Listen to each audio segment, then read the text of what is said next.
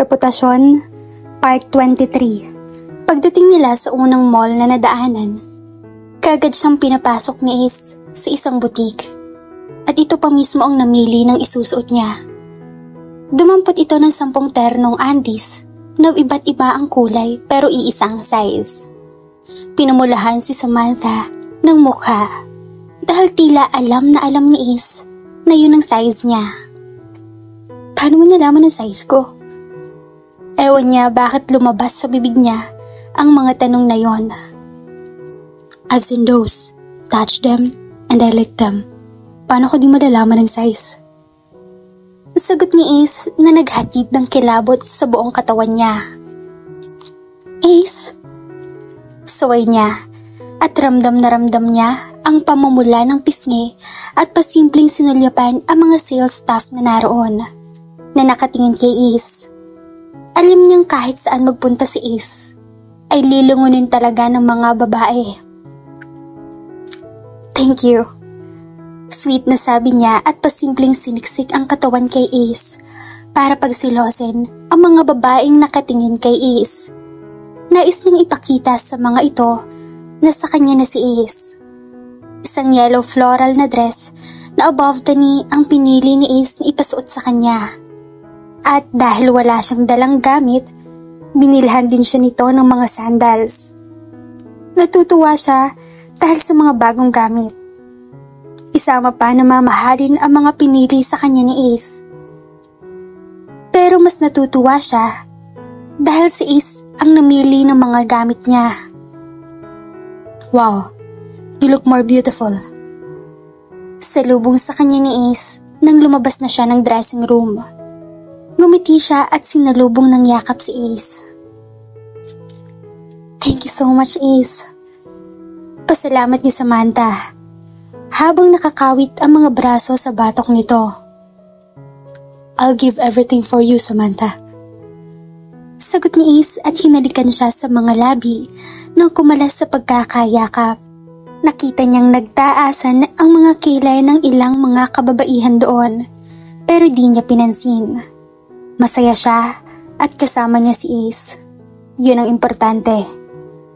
Paglabas nila ng mall, halos di nila mabitbit ang mga paper bag na pinamili sa kanya ni Ace.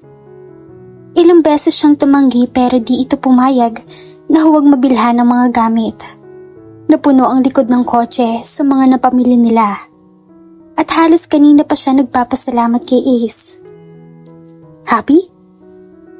Tanong ni Ace nang ma-start na nito ang sasakyan. Tumango siya at ngumiti rito. Pero iba ang pinapahiwatig niya kay Ace. Hinawakan niya ang hita ni Ace. Nakita niya ang gulat sa mga mata ni Ace pero ngumiti ito. What's that? He asked.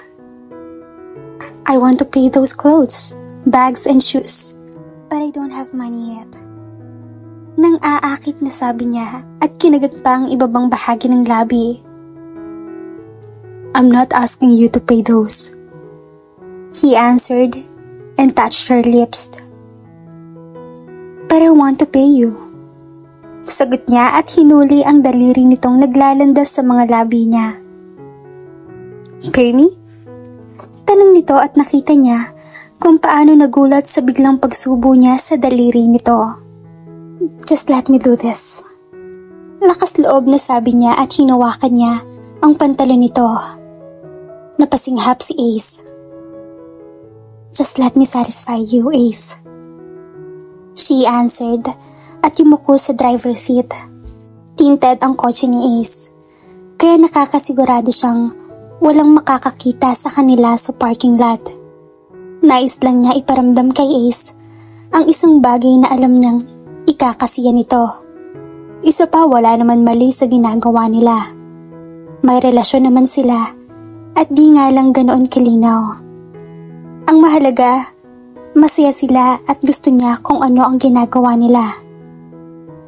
Sinalipan niya ito at kitang-kita niya at tila nahihirapan ito at natutuwa siya sa nakikitang pleasure na naibibigay niya kay Ace. Naramdaman din niyang humigpit ang pagkakahawak nito sa buhok niya. Kaya naman mas ginalingan niya pa ang ginagawa sa pagitan ng mga hita nito. Damn, Samantha, so hot. He breathed when she's done. Ngumiti siya at pinaikot ang dila sa mga labi. Inaakit niya itong muli. Let's go home.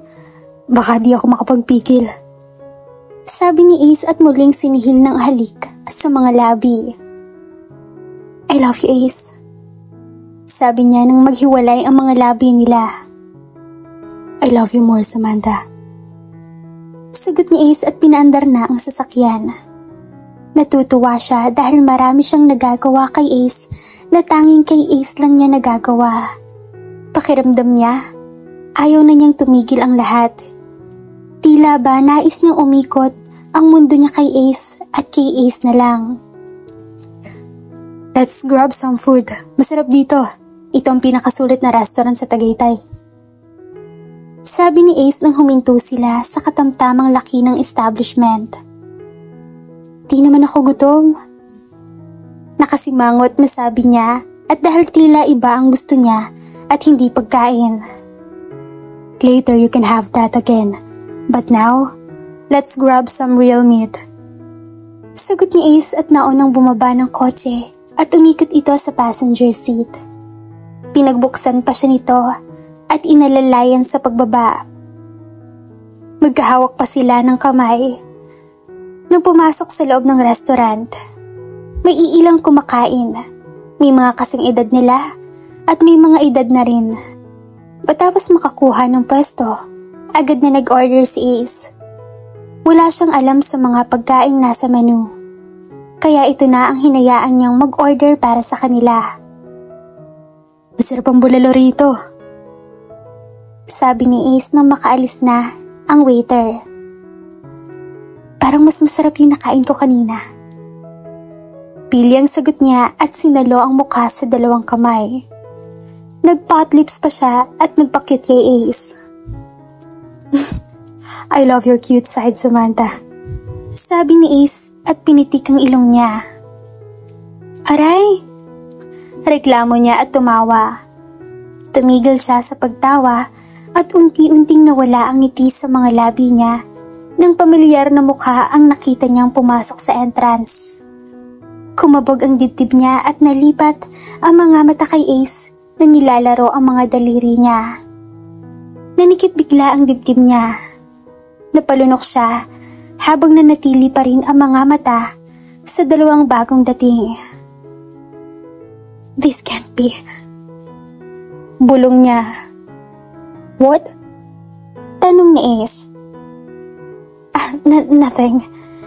Garalgal na sagot niya. Anong gagawin niya? Di pwedeng makita ni Ace ang nakikita niya. Pero paano? May iwan si Ace. Ace, can we leave now? Putol-putol na sabi ni Samantha. What? Gulat na tanong nito. Mr. Bienvenida. Tawag ng isang lalaki sa di kalayuan. Nanlaki ang mga mata niya dahil lumingon si Ace nang marinig ang pagtawag sa apelyido nito. Mrs. Ontiveros. Tawag naman sa kasama ni Mr. Bienvenida. Tila tumigil ang ikot ng oras at hindi niya alam kung humihinga pa ba siya o ano. Habang nakatingin si Ace sa kinatatayuan ng ama nito at Mrs. Ontiveros. Nakakawit pa ang braso ni Mrs. Ontiveros sa braso ni Mr. Bienvenida. At tila mga kaibigan ng mga ito ang bumati rito. Lumalim ang kunot sa noo ni Ace habang nakatingin sa mga ito. Ace. Tawag niya at inabot ang kamay nito. Parang di man siya naramdaman ni Ace. Nanatiling nakapako ang mga mata nito sa apat. Nabultong nag-uusap at nagkakamustahan. Lalo nang laki ang mga mata niya at nakatutok ang sariling bibig nang tila may binulong si Mrs. Ontiveros kay Mr. Bienvenida at hinalikan ito sa mga labi.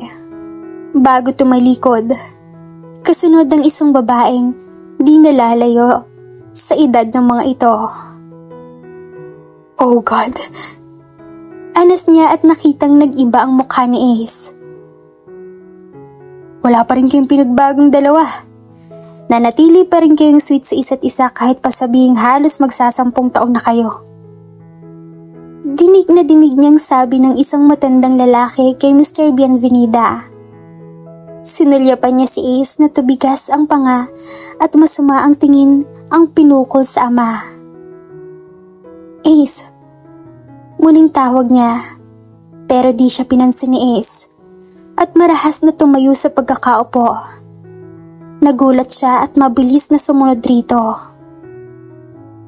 Ace! Tawag niya muli, pero bago pa siya tuluyang makalapit at mapigilan ito, nasa harapan na siya ng papa nito. Papa! Tawag dito sa ama. Nakita niya ang pagkagulat sa mukha ni Mr. Bienvenida nang makita si Ace, pati na rin ang kasama nitong lalaki. Gulat na gulat nang makita si Ace. Ace, what are you doing here? Tanong ni Ace. Well, Hindi alam na Mr. Bienvenida ang sasabihin kay Ace. What, Papa? Tanong ulit ni Ace at sa di kalayuan, palapit na si Mrs. Ontiveros at kasama nitong babae.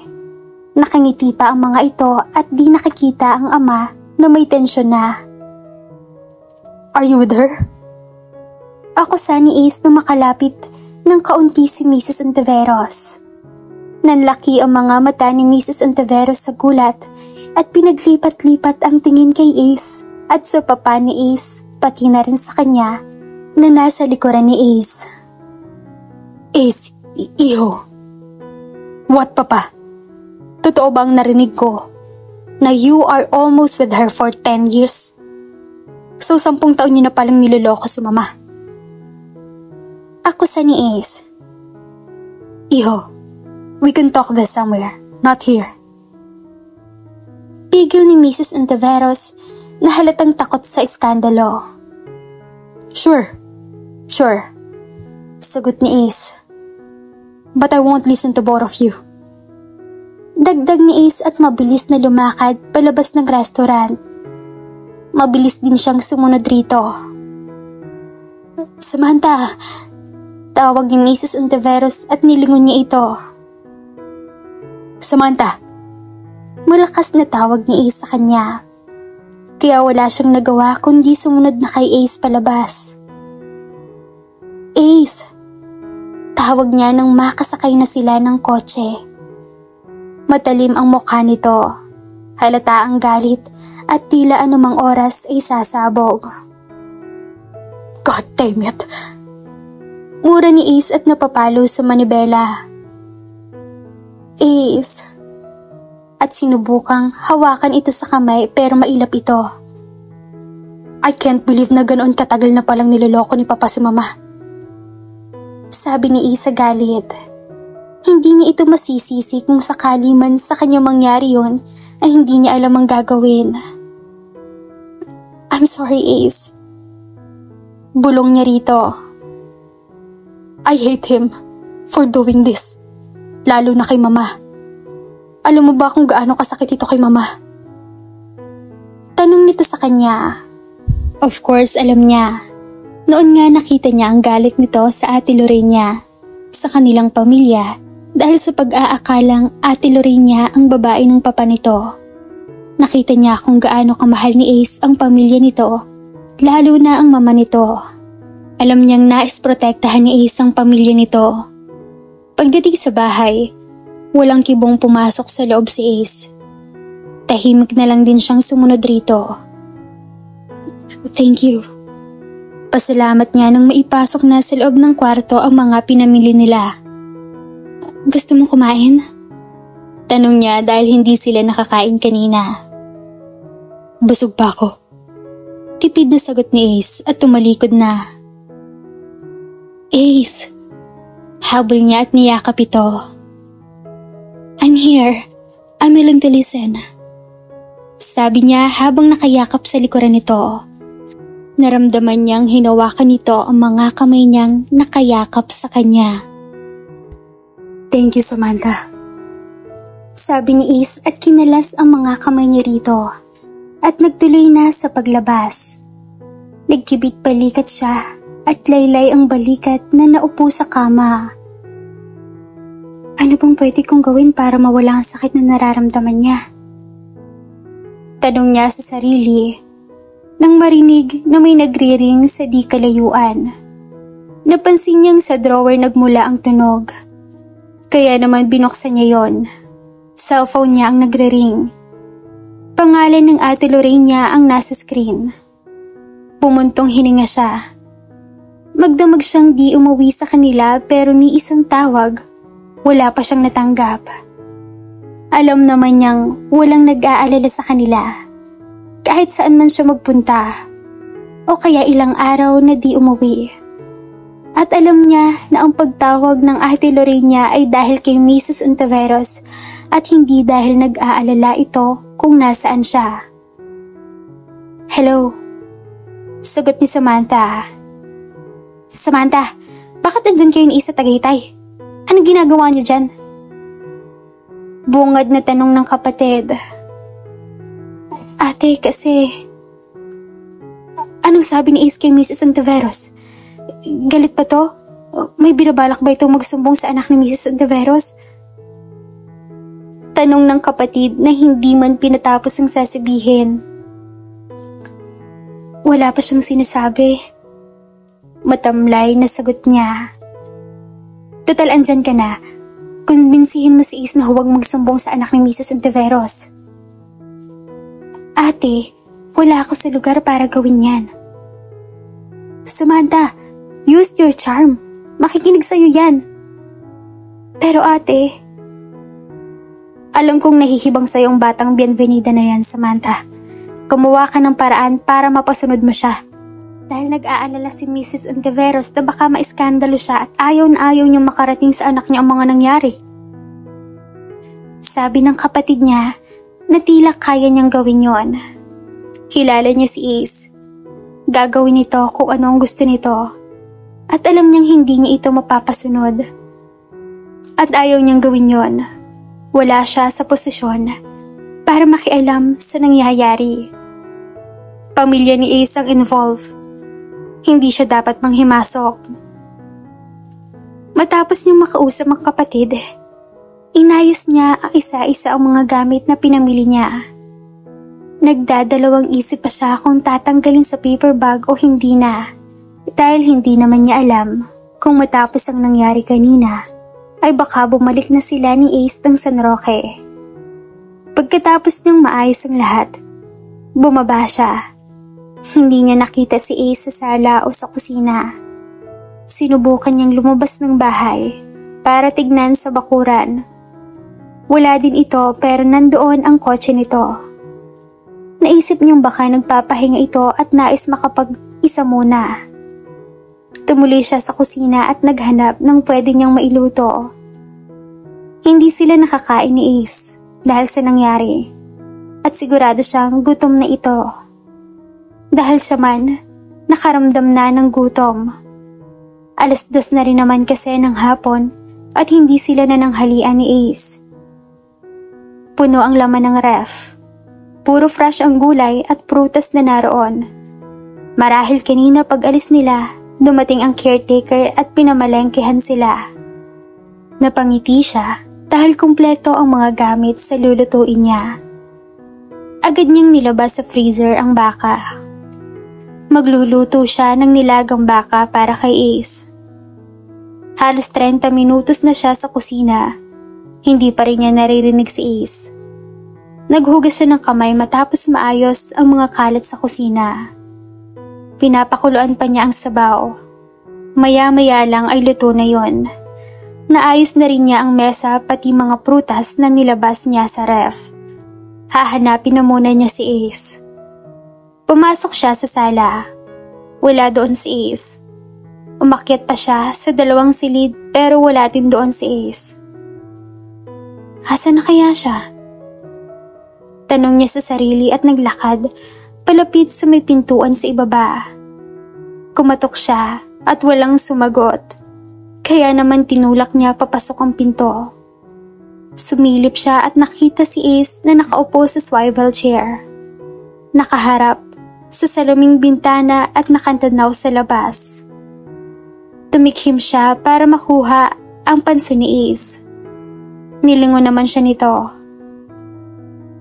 Hi. Alangong bati niya at pumasok na sa loob.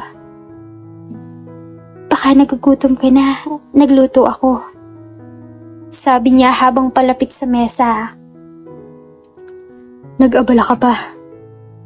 Tanging sabi ni Ace at inikot ang upuan paharap sa kanya. Nakita ko kasing kompleto ang gamit sa ref, kaya nagluto na ako. Paliwanag ni Samantha. I see. Tanging sagot ni Ace at sinuri siya ng tingin na nagpakilabot sa buong katawan niya. Come here, Samantha. Utos ni Ace at mabilis naman siyang lumapit. Paglapit niya, hinila siya nito sa bewang at bumagsak siya sa mga hita nito at napatili siya. I need you now, Samantha. He whispered at alam niya ang ibig sabihin nito at hindi siya tatanggi. Dahil alam niya kahit papano panandali ang mawawala sa isip nito ang tungkol sa ama at kay Mrs. Ontiveros. You can have me. Malambing na sagot ni Samantha at hinawakan ang gwapong mukha nito. Nais niyang iparamdam dito na andito lang siya sa tabi nito. Nais niyang mabura ang anumang sakit na nararamdaman nito. Samantha. He whispered and kissed her lips passionately, and she submissively responded. Naramdaman niyang tumayo ito sa pagkakaupo, kasabay niya dahil nanatili siyang nakaupo sa mga hita nito. Kaagad siyang pinatong sa mesa. Tulad noong muntikan ang mangyari sa kanila sa loob ng opisina nito. Mabilis ang bawat pagkilos ni Ace at tila may dahas sa ginagawa nito. Alam niyang galit ito sa papa nito at titiisin niya ang sakit. Mailabas lang ni Ace ang galit nito. He spread her legs wide and buried his face on it. She gasped and moaned. Nasasaktan man siya ay tinitiis niya. Kung sa ganitong paraan, mabawasan man lang ang galit at sakit na nararamdaman ni Ace, ay titiisin niya. At dito na po nagtatapos ang ating kwento. Sabay-sabay po nating abangan ang susunod na kabanata. Maraming salamat po. Stay safe and God bless.